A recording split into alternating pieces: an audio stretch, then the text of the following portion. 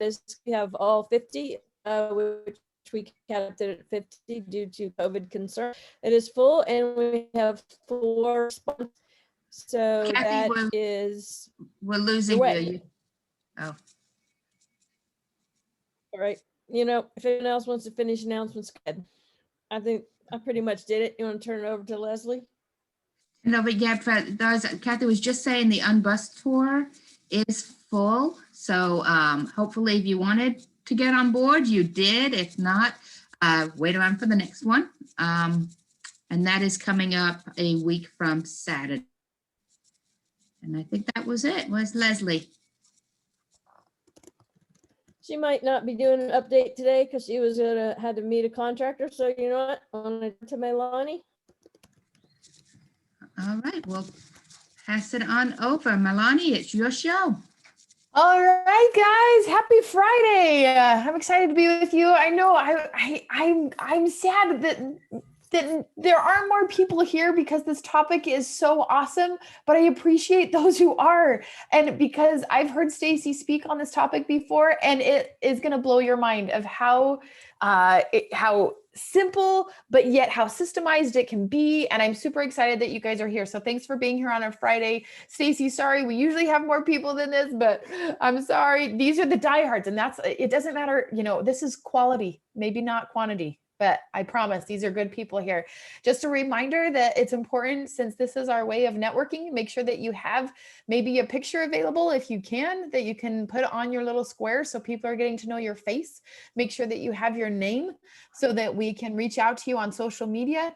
And so excited to hear from Stacy. Stacy has been just a little bit of background on her, but she has been investing for many years, and I'm going to give her the opportunity to tell a little bit more of her background. But she used to own and operate the South Atlanta REIA, but now she has more of a national REIA going on, which is exciting as well.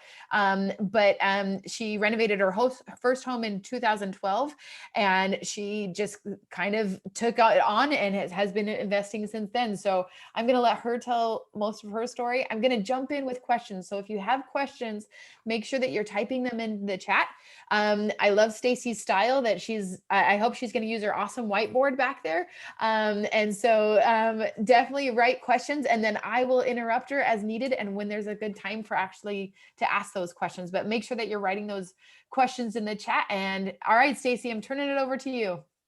Hi, everybody. Thank you for hanging out with me today. We're going to learn about self-storage investing.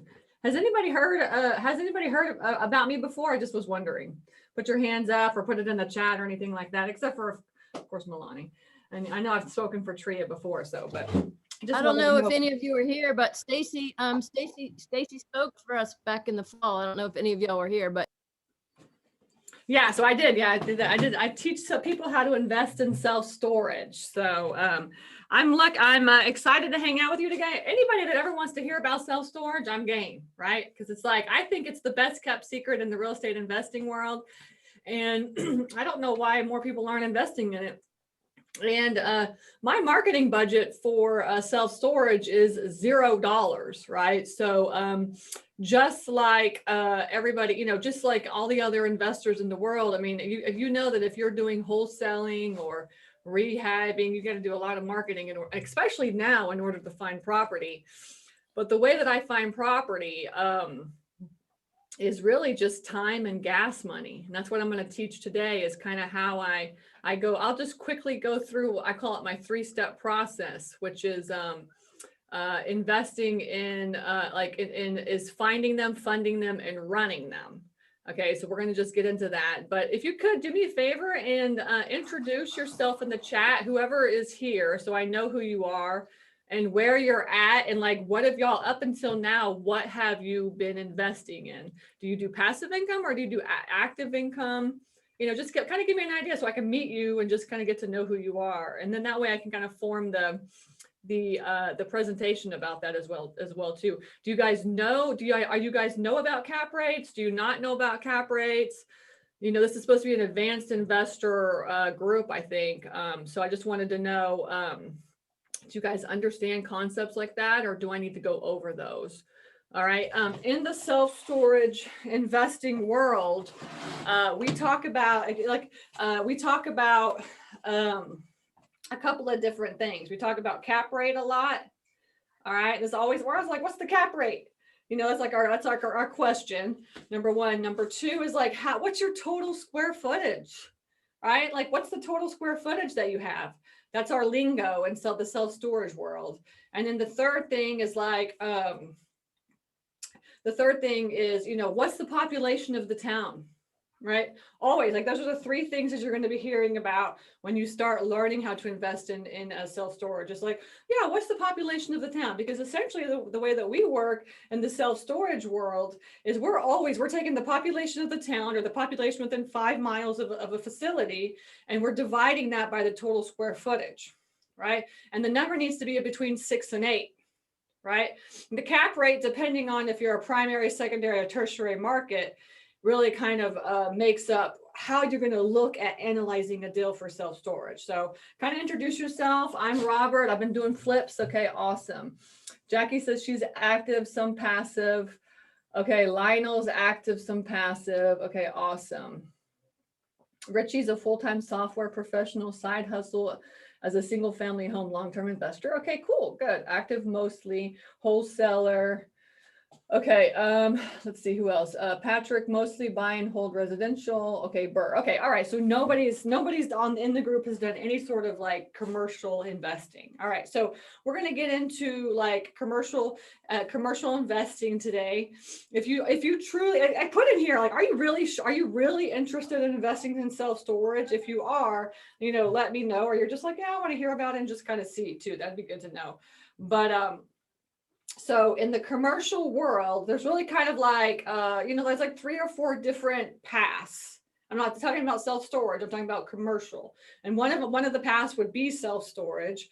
Another one would be like multifamily, and then there'd be retail, right? And then there maybe be like, you know, some like other, like, you know, other commercial, something like that, right? So, and of course, in the real estate investing world, you hear mostly about like either self-storage or multifamily on the commercial side. And the multifamily side, you talk about doors. You're like, oh, how many doors do you have? 200, 200, 300, or whatever. But in the self-storage world, we talk about square footage, total square footage.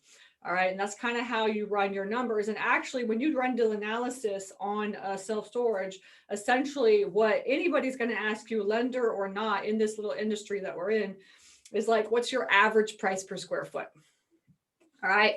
So I've just given you a couple of different things that you need to be thinking about when you're starting to run deal analysis on self-storage. All right. One of them is going to be your total square footage. Another one is population of the town. Another one is your cap rate. Another one is the average price per square foot. Right. So like we'll come up with a list of all the things that and these are all essentially like, you know, the questions that you'll be asking when you're talking to the sellers, right? Oh, what's your total square footage? What's your price per square foot? That's the cap rate. All right. This kind of stuff is what you're going to be asking. Okay. That's why I wanted to go over it. Okay. Let's see. We have the Burr method, a biotech part, retail, buy and hold, rental, buy and hold, commercial, residential. Okay. So Frank's done residential and commercial. Cool. What kind of commercial have you done, Frank? That'd be good to know. And this is being recorded. Okay. Yeah. Want to learn more about self-storage. Okay. April's the only one. She's like, okay, so I'm talking to you today, April. I'm talking to you. Hopefully you're paying attention. All right. That's good. Okay. So we're going to do like everybody. Okay. So in the self-storage investing world, I call it my 3-step process: finding them, funding them, and running them. Okay. And so we'll talk about all 3 of those today. But essentially, everybody's always like, how do you find self-storage? That's all they think about is how do you find them? All right. But the truth of the matter is, like, finding them is actually the easy part. That's the easy part, finding self-storage. Guess what? Because there's not a lot of self-storage in the world. All right. And when you're driving around, you just see self-storage, right? I mean, and guess what? The phone number is right on the storage facility. It's not like you have to skip trace really that much. You know, you just have to like look at the sign and then call the owner and try to talk to them and see if they want to sell. It's easy peasy lemon squeezy to find a storage facility. Okay. And we'll get a little bit more into that. But essentially, the hard part is learning to run commercial deal analysis and really to understand commercial deal analysis, right? Because the truth of the matter is that if you don't know how to run your numbers correctly and look at your numbers, and essentially the whole deal is like screwed up. I talked to somebody that hired me for like a consultation yesterday or the day before yesterday, I can't remember. And essentially, he bought a $1.4 million facility. And he wanted to know what his facility was worth. He had owned it for 2 years, and he had gotten it owner financed by the owner. $1.4 million facility, owner financed to him by the owner with no money down. Okay, that sounds awesome, doesn't it? Well, we started running the numbers, and the truth of the matter is his deal is only worth $1.2 million. So essentially, he spent $200,000 more on that deal just because he thought that owner financing it and no money down would make it a better deal, right? But you really have to understand the whole concept. You have to understand everything about commercial deal analysis. And he thought his facility was worth $1.7 million in his mind. That's how sellers are. You know how sellers are. It's like all of a sudden they're like, oh yeah, my house is worth like 350, and it's like you run the comps, it's like 200. Right? It's the same thing with storage facilities. Like they just think that their facilities are worth, they do not understand cap rate. This guy literally bought a $1.4 million facility. He did not understand cap rate at all. All right. So we want to get into that. I'll get into that today and kind of talk a little bit about it. And yeah, so finding them is actually the easy part. Running the deal analysis and funding them, that's the hard part. That's like a harder part. But then the truth is like running them is the hardest part. Because people don't really keep in mind that when you buy a self-storage facility, you're buying a retail business and you're dealing with customers on a daily basis. And the truth of the matter is you have no idea when anybody's going to call. They call anywhere from 8 in the morning until 8 o'clock at night every single day. You have no idea when they're going to call. All right. And then also on top of that, like you have to learn how to run a business because it's a business is what it is. Right. And you have to be able to make money on the back end. You have to be able to make a profit. Right. You don't want to become the 85% of all small business owners that fell within the first couple of years. Right. You don't want to become the storage facility that I buy. I buy mismanaged facilities at like 25 to 50 cents on the dollar, right? So essentially you need to learn, you need to think that it's like finding them and funding them is one section, but running them is actually the most important part. And what I teach my students too is that like if you're going to buy anything that's supposed to be passive income, you better make sure that it's passive income. Right? Because otherwise it just becomes a job. And so what we do is we automate and systematize everything we do. We haven't met any of our tenants in at least 3 or 4 years. All right. We're completely contactless, completely electronic, completely virtual. In fact, the way that we run our facilities, and we're buying our 9th one in just next week. The way that we run our facilities is completely hands off, and it's literally completely passive. Right. So we have not only passive income that comes in every single month, but we're creating like passive wealth, and it's true passive wealth. And the way that we know that we're doing this is because we actually took vacation 6 months last year. We did a 4-month vacation all through the summer and just traveled around and went to all the national parks or all the big ones. And then we went to Maine and spent 2 months in Maine. And we did like a month in Tampa. All right. So we're basically what I'm saying is that we can travel the country or travel the world and still our businesses are running and making us money. Right. So that's true passive income. So that's the question you want to ask yourself when you start getting into investing in passive income. And I saw a lot of you guys were investing in passive income. Is it really truly passive income? If you are away for months at a time, can your business run itself? Right. So that's kind of like what we'll get into. So that's the find them, fund them, and run them process. Right. So don't forget, I know people say, I want to get into self-storage. Everybody wants to get into self-storage. All right. And it's like, as I tell them, like, do you truly want to have a business that's going to, that you have to run, you have to literally run on a regular basis. Right. So that's number one. All right. The second thing is that we're going to get into, so what we're going to do is we're going to get into cap rate and actually like finding the facilities. Hey, Stacy, can I interrupt you for just a second? Sure. I just want to ask about what you said at the last there. So when you own a storage facility, are you running the business too, or do you rent it to somebody to do that? Or are you saying when No, you're we're traveling, completely you're running it? vertically integrated, but Okay. but we have like an office, we have like an office manager and boots on the ground people that are managing it for us. Okay. But we're not really like, unless, like I said, my husband, so the way it works in my business is we have an acquisitions person. So I don't even acquire the properties anymore. I've delegated that off to somebody. And so our acquisitions person finds them. All right. And then runs the deal analysis, brings it to me, and I decide whether or not we're going to buy it. And then my job is funding it. My job is finding the money. Right. Okay. And then my husband runs the facilities. Right. Okay. But basically what he does is he just manages everybody that runs the facilities. Okay. That's what he does. Right. So like we're completely vertically integrated. And we have actually like, now we have an office manager that manages our phones. But like now that we're getting a lot of calls. And now, because we just picked up, we've got 2 facilities in a month and we're just picking up another one. So in 2 months, we'll have 3 facilities. So he's like, we need to get more help with the phones because like Bonnie can't handle it. But I mean, we had up till now, we had like 7 facilities and she could handle everything. Okay. And she was a full-time 40-hour-a-week person, you know what I'm saying? And she started out part-time, she started out 25 hours a week when we just had a couple, because she started when we had 2. Okay. And so then she kind of like, as we grew, her hours grew as well. But she Okay. handles all the phone, and then she handles like all the auction processes and things like this. And, just like the day-to-day stuff is what she does. And then we have essentially we have boots on the ground people that manage our facilities, and we create portfolios. So for instance, like we just picked up one that's kind of in the middle of Georgia. And so now it's like, okay, we need to find like 2 or 3 right in that same area. Because what we do is we create portfolios.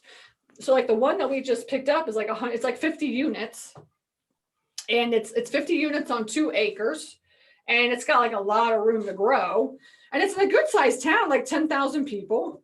If you know anything about Georgia, I mean, it's like there's only Atlanta's like a big city, Augusta's like a kind of a big city, and then like Augusta's like maybe 80,000 people, and all the other towns are like super like 10,000 people in a town is like a normal town here in Georgia.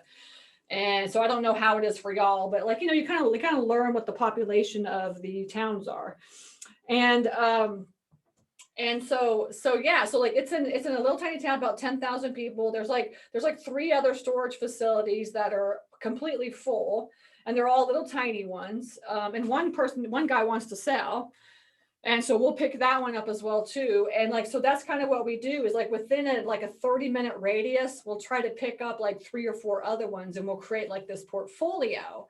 And so then later, like if we ever decide to sell, we'll have like, 200 or 300 units within like a 300-mile radius, and be able to sell that portfolio together rather than like a one-off 50, because this 50 unit one, I mean, it was an abandoned facility. So It's not making any income at all. And we picked it up for like $100,000. I mean, it's not like, so you want to build off of that. Like, later down the road, it's going to be worth like maybe 200,000, just the way that it is. But we'll do some value add, and then we'll create some portfolios around it. I mean, some other facilities around it, and then we'll create this portfolio, and then later we'll be able to sell it. That's kind of how we do it. So now when you said 10,000, you're like, oh, 10,000. Like, is there a minimum? And maybe that's this what we're going to is get to. you're finding. That's what I was Okay, gonna- sorry. Yeah, Got so population, that's what it says. So population is key. So I'm going to get into on the finding part, so you guys can get out and start looking for storage facilities in your area. And what you want to do is go online and just Google like population of, and then your state. All right. And then it gives you like a list, like by city, and it gives you a list of like every city. And essentially what we did is we took that list, and then we stick it into a spreadsheet, and we call it our population spreadsheet. And then we go through and put them in like order of population. And then we keep it like, we know, like, now I'm going to show you how we figure this out, but we keep it from like 5,000 to like 15,000 people is kind of where we're at, because that's what we want to spend our money on. Like, I don't want to spend any more than like 300 grand on the facility. Okay, so I'm one of these ones. Essentially, I'm 100% 100% privately financed.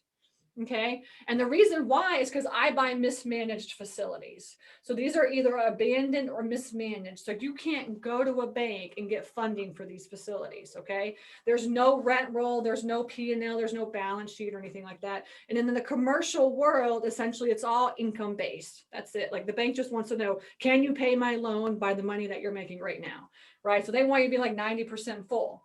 So obviously I can't do that. So what I do is I'm just privately funded, and I just take, I just take everybody's money, and I go out and whatever they can give me, I go out and find something. Usually private lenders they only go up to like 300 grand on, especially if they don't know you. They're like, I'm not going to give you so much money, so let me get to know you first. And they'll give me anywhere from like $200,000 to $300,000.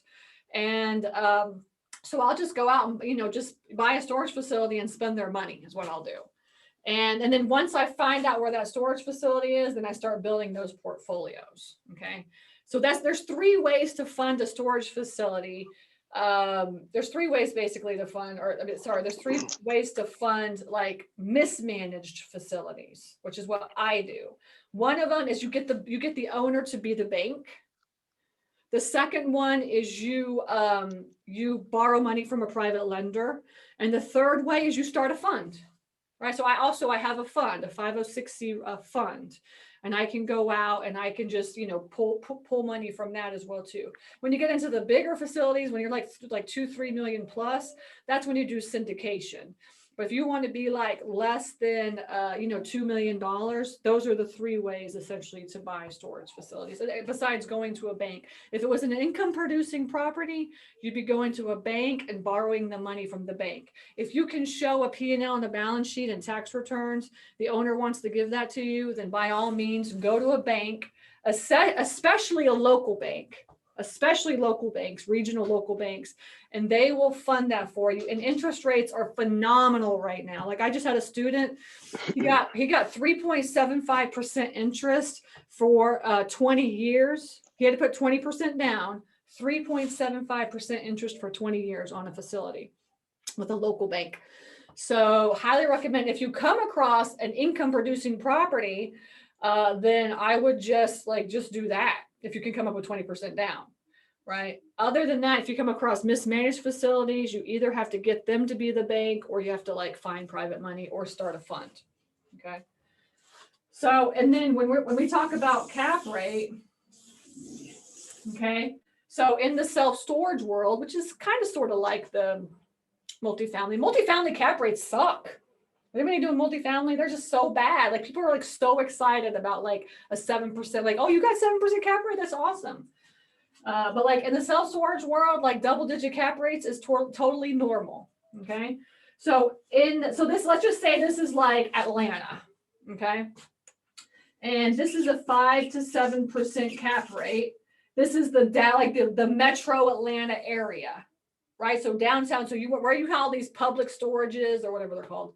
Cube Smarts and U-Hauls and all these that you see in the main city areas, they're buying at 5 to 7% cap rates. All right. This is called your primary market. And then this is the secondary market. And these are usually 8 to 9% cap rates. Stacey, I have a question real quick before you keep going on your funding. Go for it. When you using private lenders, and that's great. So when you go in, are you turning these properties and getting them up, like you said, up to the occupancy, and then are you turning around and then are you bashing those lenders out with the bank? And you want to get out of that loan as fast as you possibly can, but the only way for you to refi out is if you can provide 2 years of tax returns showing a profit. Gotcha. Okay. Okay. Thank you. Okay. And then this here is called the tertiary market. And these are 10 plus cap rates. Okay. So tertiary market's population is going to be less than 20K, maybe less than 15K, whatever your area is, because you have to figure that out, right? So let's say less than, what's less than? Is it this way or this way? I have no idea. I always get mixed up on these two. Anyways, 10K. Well, as a homeschool teacher of 5 kids right now, I know that the alligator eats the biggest food. Okay, thank you very much. Okay, so it's not this one.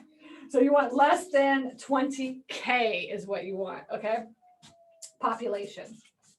Or maybe 15K, depending on, like, you're kind of, y'all are in the same area as us. It's probably the same, you know what I'm saying? But like in the Northeast, you know, it's different. It's a different way to look at it. Cap rate is like everything, like 5 to 7% cap rate in the Northeast is like, you know, everywhere, right? So you got to go like way out. Okay, so 20K here, and then this would probably be like, you know, this would be somewhere like 20K to whatever, 80K or something like this. 20 to 80K population. And this is like 80K plus maybe, or depends like, you know, or this could be like secondary market would be like, primary market would be Atlanta. All right, it was like 80K plus. And then the secondary market is like all the burbs of Atlanta, right? So you have like Woodstock and Roswell and Peachtree City, and they all have like, you know, 30, 40, 50,000 people or whatever in those. Those are all secondary markets. And then you get out of all that, and then you have the tertiary markets, right? So you could go like super far out, like at least an hour outside of the city, if not more, to get the tertiary markets. Now, when you go to like Augusta's like, you know, it's an 80K market, but that small area is, it's like, that city is such a small city that like secondary market is just like, boom, right there. You know what I'm saying? Whereas like Atlanta, it's like secondary markets like here, and then tertiary markets like out here. You know what I'm saying? So kind of figure out, it's like all, it depends on your market, but essentially but once you figure out how your market is, you're going to know, right? So we focus on tertiary markets, right? So tertiary markets are like a couple $100,000 for the facilities, right? And so that's why I said, like, you need to really learn the population of your cities so that you can start figuring out where you want to focus your time and your energy, okay? That's the tertiary markets. All right. Second, and then if you live like, for instance, like in Iowa, maybe, or something, or like Kansas, like tertiary market, I mean, second, you know, primary is super small, secondary is a little bit bigger, and tertiary is like huge, right? So you might be able to get, you know, you might be able to find some really good deals also in a secondary market. You know what I'm saying? Depending on, it's all really depending on what you can afford, because essentially, if you either need to raise the money for a mismanaged facility, or you need to be able to put 20% down for an income producing property. All right. So really ask yourself, do I have 20% down? And if I do, you say, okay, I'm going to look for, you know, income producing properties in the secondary or tertiary market. Or you say, I don't have any money, I'm going to go raise some money and find like, you know, a couple $100,000 facility in a tertiary market. All right. So, Stacey, am I understanding correctly? Like, even though, because I don't know, sometimes tertiary markets kind of scare me. Like, are there enough people here to actually use this? You know, but you're saying pretty much 20K and above, and obviously it depends on how saturated the market is, right? Tertiary markets, 20K less for tertiary markets. Okay. 20K less for tertiary and markets. So is there like a minimum of, there's not enough people here in this town? Well, I own a storage facility in a town of 240 people, and I got it for 160 units. I got it for $100,000, and it's full. Holy cow. Okay. But like, you know, I'm okay with going into like little tiny towns and buying like ridiculously small, you know, facilities and stuff like this. So it's really kind of like what your risk level is. But the truth of the matter is there is not enough storage facilities in the world. I just like, I was just on a webinar with Marcus and Millichap, and they do like, I think it's like a quarterly like self-storage webinar, but they only ever have like, you know, the big REITs and stuff on. They don't care about us little people. Most people in the industry do not care about us, right? So in the self-storage world, we're like little tiny people when you want to go buy a $200,000 facility, right? Okay. But so this webinar, they had like, you know, the people from like U-Haul and Public Storage and like Cube Smarts and all them. And essentially they go out and they build these like huge, big ass facilities, right? And they run their numbers at like 70% full. Like they never expect to be like any more than 80% full. Like at 80%, they're super happy, right? and they're all full. They're all full right now. And they said that like literally they have never seen anything like it before, ever in the history. And some people have been in the history for like 20 years. Okay. Huh. And they're building, they are going into these markets and then even pushing out to the secondary markets because there is such a need for storage facilities right now. So if you want to get into new construction, highly recommend be doing that as well too. So if you're like, if that's your thing to do new construction, there's not enough storage facilities in the world. And we will be looking at new construction as well too, because there's just not enough, especially in the tertiary markets. Especially in the tertiary markets. They're all full. Like in this town that we're just picked up this abandoned facility, they're all full, right? We just talked to somebody up here because I live in Jasper, Georgia, which is up in the mountains. And we just talked to somebody that wants to sell up like in Blairsville, and he's full. He's full. And that whole town, we start calling around to the competition, all full. And they have like in a town, Blairsville is a town of like 5,000 people, and they have 10 facilities, all full. Awful. What? I'm telling you that it's people are going crazy with the storage facilities because they're all downsizing. Everybody's downsizing is the issue. So say that again. There's 5,000 people and how many? 10. 10. Holy cow. Yes. Okay. Yeah. We've had a couple other questions. There's 20 facilities in this town and it's 5,000 people. There's 20. Oh my goodness. Like within like a 5-mile radius of Jasper, there's like 20 facilities and they're all full. Holy cow. Okay. So April asked a question, and that's a good question. Do you talk at all about like, is it based at all about how many rental properties are in the area, or no, you don't even take that into account? It's just population. It's not based on rental. It's not based on, it's just population. So essentially what you want to do is if you find a facility, you're going to like within a 5-mile radius, find all storage facilities that you can, because I'm going to talk about that in just a minute. There's hidden storage facilities. And you want to find all storage facilities that you can, and you want to calculate the total square footage of those storage facilities and then divide that by the population. Okay. Okay. And that's essentially what I wanted to talk about today too, was the hidden market. It's the hidden market, right? So how do I find my storage facilities? We drive for storage is what we do. And so you can go onto Crexi, you can go onto LoopNet, you can go onto the MLS, but I can tell you that those deals suck. They suck. All right. And because the reason why is number one, that there's too many hands in the pot. We all know that. But number two, also commercial real estate brokers suck. And they have no idea how to run deal analysis on storage facilities. They just don't. Like, unless they're like, they only focus on storage. But what happens is that, like, the cousin's brother, sister's wife is like, is a realtor. And then they just like list the thing. And then like, I talked to one lady, she thought the facility worth $2 million. I ran the numbers. It was like a 2% cap rate. I was like, you do realize that's a 2% cap rate? She's like, don't tell me what I know, click. And then she's like hung up on me, and they just like randomly, like I'm telling you, people just pull numbers out of their ass. They have no idea what they're doing, especially realtors and commercial brokers. And so like, you'll go in and they'll run, let me go back.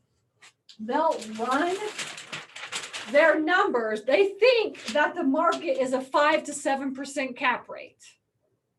And everything is run on 5 to 7% cap rates, right? Commercial real estate brokers, they run their numbers based on no matter where it is in the universe, it's going to be, if it's 5%, it's in the city, 6% secondary, 7% tertiary, right? But the truth of the matter is that a lender will never finance that deal if you buy a facility in a tertiary market at like a 7 cap.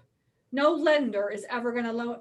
And that's one thing that you can do is just ask a lender that does like storage facility financing. Is this a good deal? I mean, they'll tell you whether or not it's a good deal, and they will not finance a tertiary market at a 7% cap rate. So it is your job to convey to all of these 60, 70, and 80-year-old guys that they're their property is not a 7 cap. You can't run your numbers on it. Even if it's full, it's not a 7 cap, right? It's got to be based on these numbers here. That's how you run your deal analysis, right? And so that is what you do not see on the MLS. You do not see that on Crexi or LoopNet. So the best way for you to get a deal, and the best deals you're ever going to get, is if you go directly to the seller and you buy from the seller. Okay. And that's why I say you have to learn how to find the hidden market. All right. So essentially what you do for the hidden market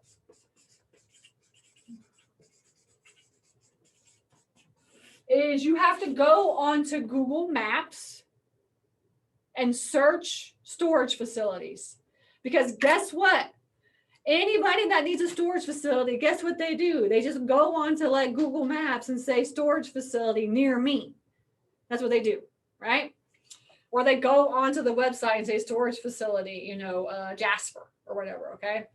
Or if there happens to be one right around the corner from where they live, that's where they're going to go. That's it. That's where they're going to go, right? And because they want their stuff like close to them. You know what I'm saying? You want all your stuff close to you, right? So the hidden market is where you go on the Google Maps and you search storage facilities. And you search storage. Guess what? All the ones that come up on Google Maps are the ones that you're not going to buy. All right? Because they all know how to get onto Google Maps. Has anybody ever had to put their business on Google Maps before? It's horrible. Right? Because like essentially, and especially for storage facility owners, because 80% of all storage facility owners do not have a mailbox at their facility. There's no mailbox. They just forward all their mail goes to a PO box. All right. But with Google Maps, you have to like essentially first you got to go onto Google business listings, fill out your profile. You have to fill everything out, go through the whole process. And then you have to get like a card mailed to you. Right? And on that card is a code. Then you go back into the website, put your code in, fill out the rest of the stuff where all the rest of the things you have to put into your hours and all this kind of stuff. And now you have to put your COVID procedures in and stuff. Right? Anybody have to do this? Okay, we have to do this for ours. So you have to have a mailbox. And guess what? Somebody that's 60, 70, and 80 years old, they ain't going to be going on to Google listings and trying to figure out how to do all this. Because they just can't. In fact, the one that I just bought from, the one that I just picked up for $100, this 50 units, 100,000, he don't even have a computer. He does not even own a computer at all. Okay. And so you go onto Google Maps to give yourself an idea of the storage facilities that are in the area. But I can guarantee you, there are as many storage facilities that you see that are in that area, the same amount of them are not on Google Maps. And those are the ones that you want to talk to directly. Okay, those are the ones that you want to talk to.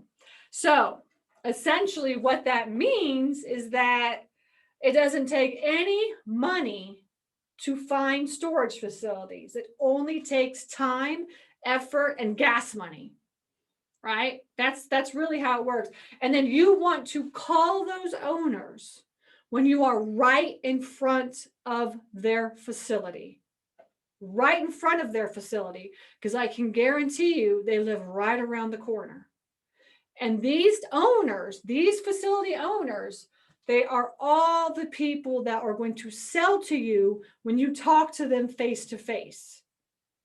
It's all about talking to them face to face.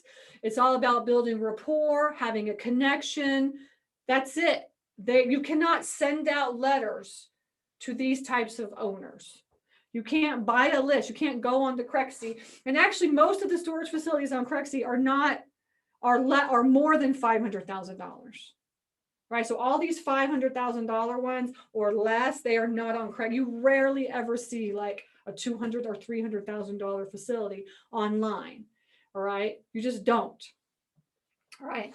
So that is the secret to finding the hidden market, the hidden storage facility markets, is to utilize Google Maps to find them. Now, when you buy your storage facility, what's the first thing that you do when you buy a storage facility?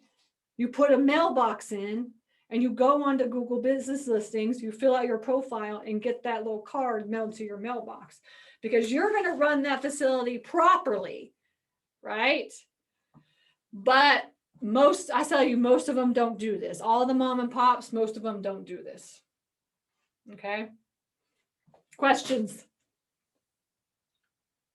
All right, we've had a few come through.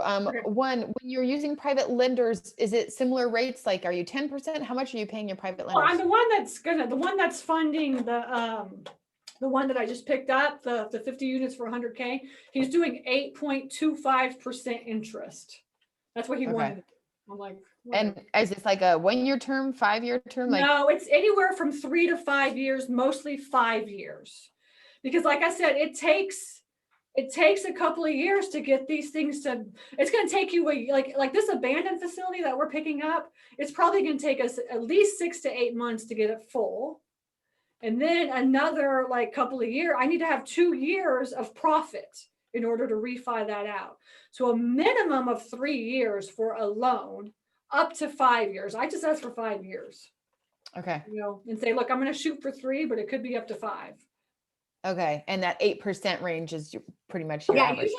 usually 6 to 8%, but I pay 10%. I'll pay whatever, you know, I'll pay me. It's not that big of it's not that much money. Yeah.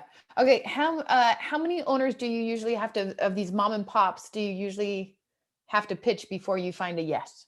Like, So we you know, went out like right before Thanksgiving and went driving for storage.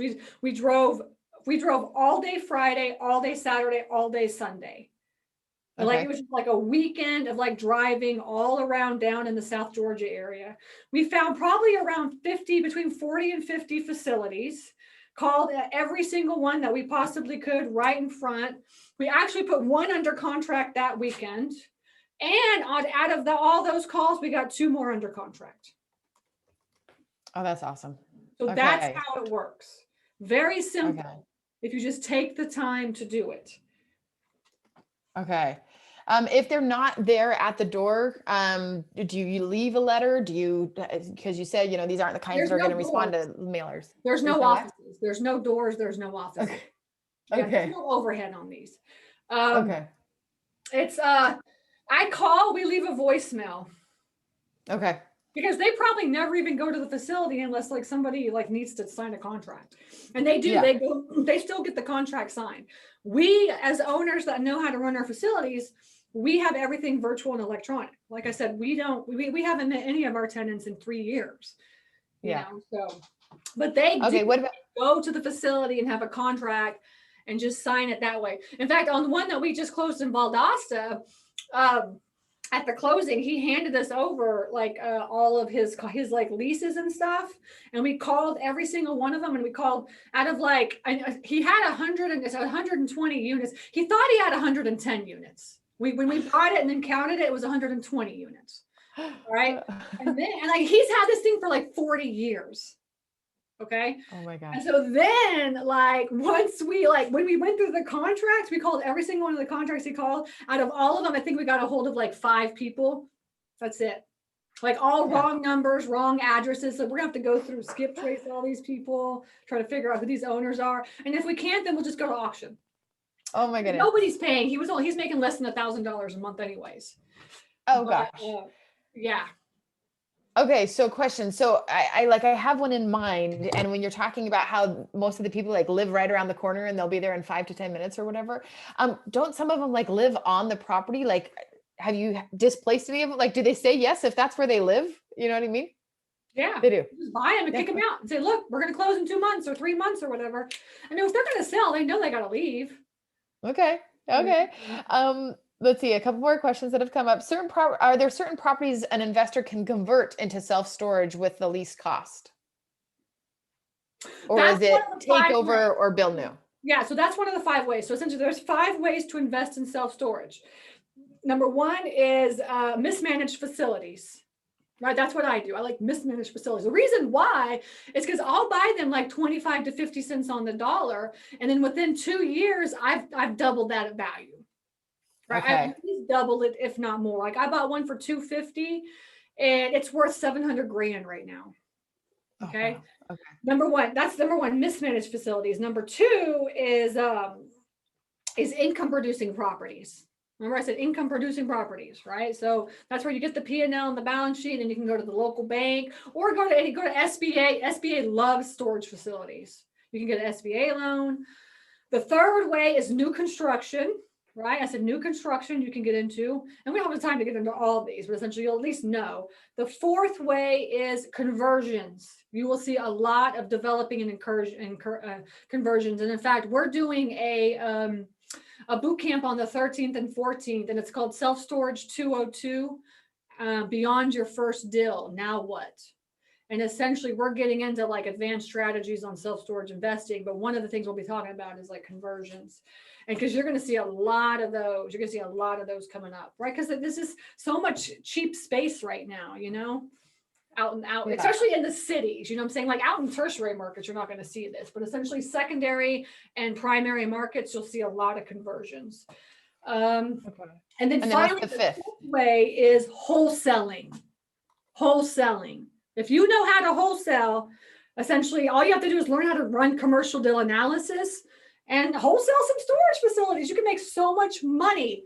You don't make $5,000 or $10,000 on a wholesale deal and a commercial deal. Okay. You're making like 50 plus. Okay.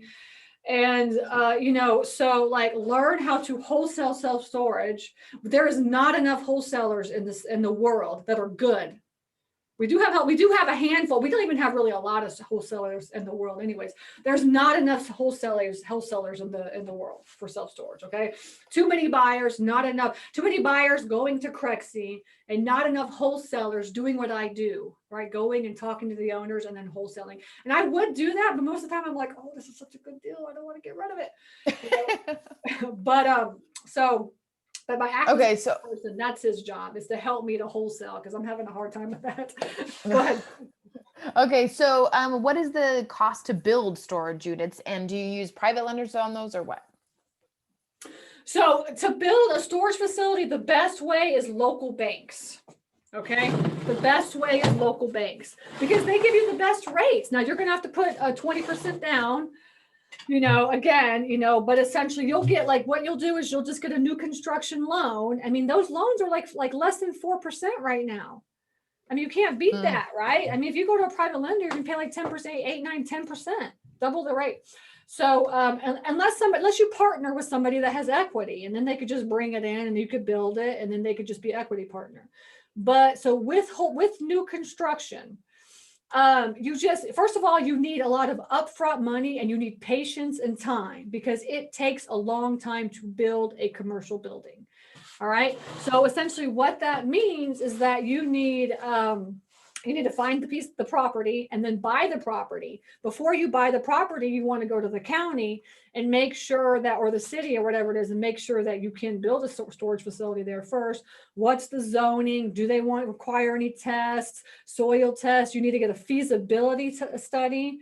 The feasibility studies are required by the lenders, and they cost probably anywhere from $5,000 to $10,000, depending on what your, what type of facility you're going to build, and that kind of thing. So that's like, you want to first find out if you can truly build something. And another thing you have to think about too is zoning, right? So you can't go buy a residential piece of property and then like put a storage facility, like even get it rezoned most of the time, because like if it's in a residential area, they're not going to say like, oh yeah, let's just put a storage facility up, right? A lot of times you want to have it zoned industrial, or it's like warehouse or industrial. It's called light industrial or something like this. So you want to find out within your county what the precautions are. Like I have one of my students is building right now, and essentially what's happening is the county is making him build a drainage system as well. And that's like an extra $10,000. Okay. So, and he didn't know that. They were just like, yeah, no, that's what we want now. Like they just do whatever, like, oh no, I want to do this.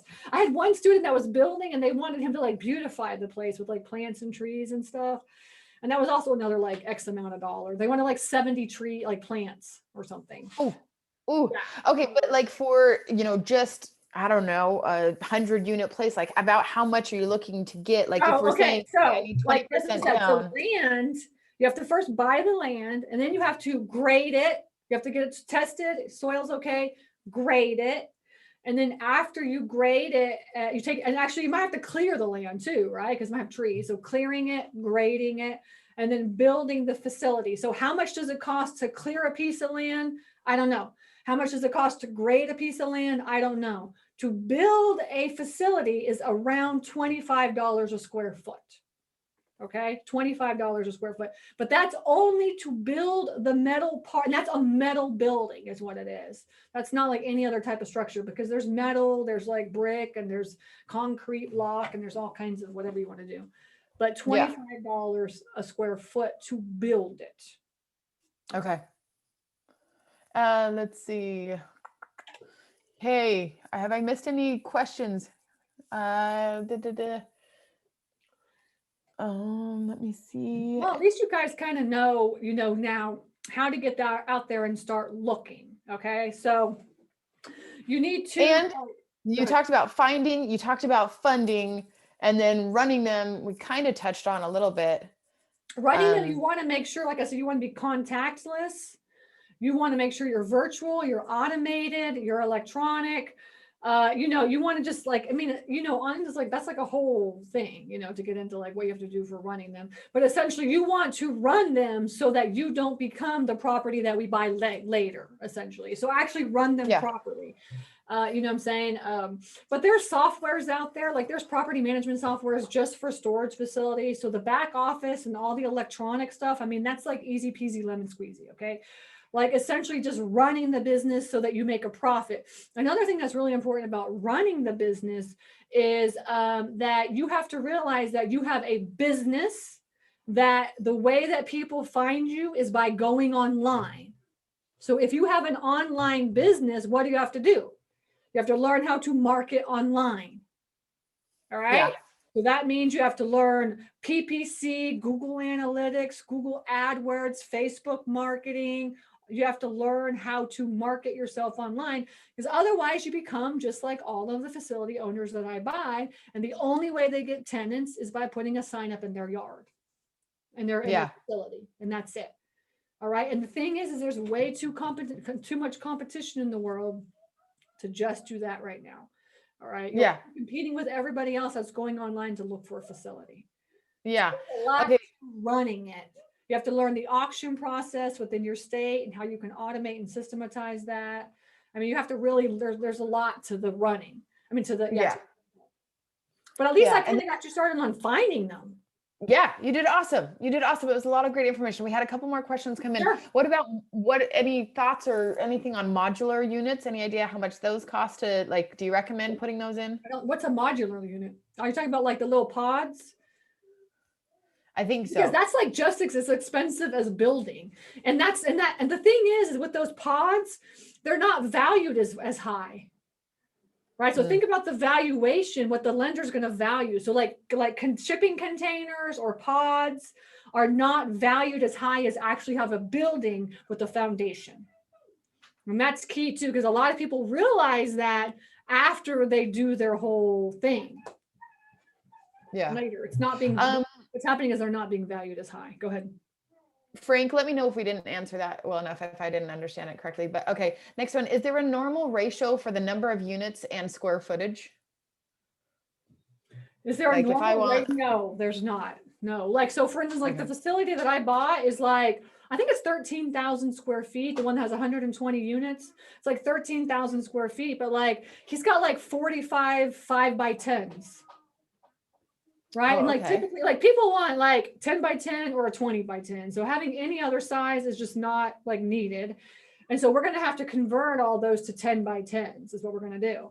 But yeah, so like that kind of screws everything up, because the way like we have one that's here like in Fairburn, Georgia, and he's on a 1 acre property.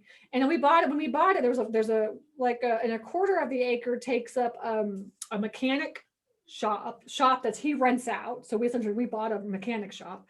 And then also the other part is like all the units. And essentially he just was like, I have this much space. I'm going to squeeze every type of unit that I possibly can into it. So it's like, it's all, because like what happens is, just to say, like we have a 6x10 and then a 6x12 and a 5x10 and a 4x8. And it's like, each of those are all a different price. You can't be like, oh, those are all just $50. So you can't go by unit mix. Although unit mix is required, it's one of the things that you need in deal analysis. But you can't go by, like, you can't say like, oh, how many units do you have? Right? Because that's what I said, that's not a lingo that you use in the self-storage world. That you can't go by doors, you can't go by units. Essentially, you go by square footage. And the reason why is because you don't know what that mix is and you don't know what the price of the mix is worth. Okay. If that makes sense. Yeah, I think that's super helpful. Okay, we've had a few other come in here and then we'll try to wrap up so we can let you go. Frank mentioned that with the modular units, then you wouldn't have real estate property taxes. So that's an interesting take. So maybe that's a lesson for a different day. Let's see. Oh, there's so many good questions coming in. What's the biggest mistake a first-time investor in this space makes? Not understanding how to run deal analysis. Okay. Especially with cap rate. Key cap rate, ROI, cash on cash return, yield. I mean, this kind of stuff. You got to learn all this stuff. You got to just understand how to run commercial deal analysis for storage facilities, which is different from multifamily. Is there a basic calculation, or maybe non-basic, to run based on square feet per population? That's why I just said population divided by total square footage within a 5 mile. Population, and population divided by total square footage. I'll write this down. Population divided by total square footage. And then if the answer is what, is it a good deal? Okay, yeah. Equals 6 to 8 per square foot. $6 to $8 per square foot. It's a good deal. Okay. Okay. Okay. It's not a good deal as in like you've run the numbers and it's a good deal. It's a good deal as like that area is a good area to be okay to own storage facilities. Then do you have to take into account how many other storage facilities there are? Total square footage of all storage facilities. Okay. Within a 5 mile radius. Ooh, okay. That says radius. Okay. That's awesome. Within a 5 mile radius. Let me know if not, April. Let me know if you want me to ask more, but I thought that was good. Okay, so let's see. How many storage units per population? Okay. As a wholesaler, are there buyers would more likely be interested? As a wholesaler, are there certain properties that can be converted that my buyers would more than likely be interested in? And this kind of goes into, somebody else asked, what kind are you in? Outdoor brick or storage buildings? Like what type of units? Cheap. Okay. That's what I'm gonna do. And so I think that answers the other question too. As a wholesaler, like, just really awesome badass facilities to like rinky dinky sucky facilities. Yeah. But I okay. got a super badass deal. Ansar asked about the cap rates, but that goes back to I don't know if you were on, Ansar, that Stacy talked about the picture that she drew. He's asking what cap rate should I be looking for? And in the primary markets, I believe it was 5 to 6. Secondary markets, you should be looking for. But then, okay, maybe that's the question, is that you saw it's not uncommon to see double-digit cap rates, but that's because you're focused on the tertiary market. Is that right, Stacy? Everything I bought is double-digit cap rates. When I buy them at mismanaged facilities, of course they're like, it's like -2% cap rate. Okay. Or whatever. It's like ridiculous cap rates, right? But over the next 2 years, they become 10+ cap rates. Most of them are 13, 14, 15, 16, 18% cap rates. Like I have one that's like 23% cap rate. The one that we're buying right now, once we build, we're going to put like, essentially the way that one is it's like, it's on a 2-acre lot. It takes up like the 2 buildings that are 50 units take up. Actually, let me draw this out. Let's just show you. Because value add is like, when you can do value add, then that's how you get the super high cap rates, okay? So like, let's just say the lot looks like this. This is like a 2-acre lot. And the the facilities are like this. And then there's like one right here, okay? And it goes like this or whatever. And so, and there's like a tree, there's like one tree right here. And that's it. That's what the lot, and this right here, this is like a major highway. Like not highway, but like a country road highway, right? Because it's in the middle, it's in the country. And so what we're doing is actually, there's access here and there's access here as well too. So this whole spot right here and this whole spot right here is parking. We're going to do boat and RV parking. So first we need to fence this in. To fence a 2-acre lot in is $25,000. Okay. And then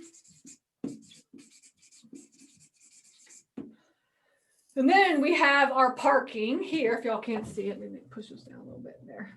And is right here. Okay. So we can fit 60 total units right here. All right. And then we're going to add another building right here and another building right here. And this is another, like, this is like 25 units each. This is like 25, 25, 25, 25, 25, 30, 30. Okay.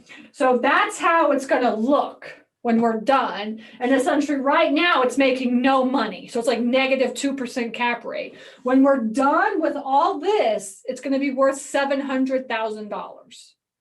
And I'm buying it for $100,000. Now, the parking doesn't cost anything to do. The fence is $25K. And then these buildings, it's completely bare land. There's nothing else to do except for build the buildings, $25 per square foot. So what is that? 25 by 25 is what? I have no idea. Is that 125,000? Yeah, that's 100. Yeah. So that's 125,000, and that's 125,000. So essentially, I'm buying the facility for 100,000. I'm putting 250, so I'm all in at 350. When I'm done and at like 90% full, it's worth $700,000. That's awesome. Okay, that's how awesome. I work, and that's how it works. And that cap rate is like 50% cap rate. It's like off the charts cap rate. Okay. It looks like some of these other questions are awesome questions, but I'm afraid that we can't take too much of Stacy's time. So the last one I'll end on is when you're driving, literally driving for dollars, literally driving for, things, are you asking at grocery stores or anything? Or are you just on the main highways and see what you see? No, don't go on the main highways. Those are too expensive. You got to go out in the country. Come on in a little bit. Okay. And you got to be out in the country, like on the off streets, all the hidden market, all the ones on the highways. Those are all like on Google Maps, just so y'all know. Okay. Oh my goodness, you guys, listening to Stacy, no joke. I get butterflies in my stomach when I talk to great speakers that are doing great things, because I'm like, oh no, I want to do that. Oh my gosh, I want to do that so bad. And in fact, knowing that we were going to talk today to Stacy, I was at the beach. I just got home last night out in North Carolina. We were out at Oak Island, and I was like, I haven't seen any storage facilities out here. And if there is one, I'm going to try to buy it, and I'm going to come back next week, and I don't know. I was just so excited. I was like looking, knowing that this was going to happen. So thank you, Stacy. Thank you so much for your time, your wealth of knowledge. How can people reach out to you and find you? Or obviously Stacy Rossetti, just look at the background. Yeah, exactly. So stacyrossetti.com. And then I have a lot of free trainings on there too. So you can watch all my free trainings as well. And I have a YouTube page with even more free trainings. I love it. I love it. She's awesome. She's doing awesome things. If you have more questions, then reach out to me at maylani@whynotmeairbnb.com. There was also a question. Let's see, Jackie, remind us how a few people have asked how they can watch the recording of this. Remind us how they find that later.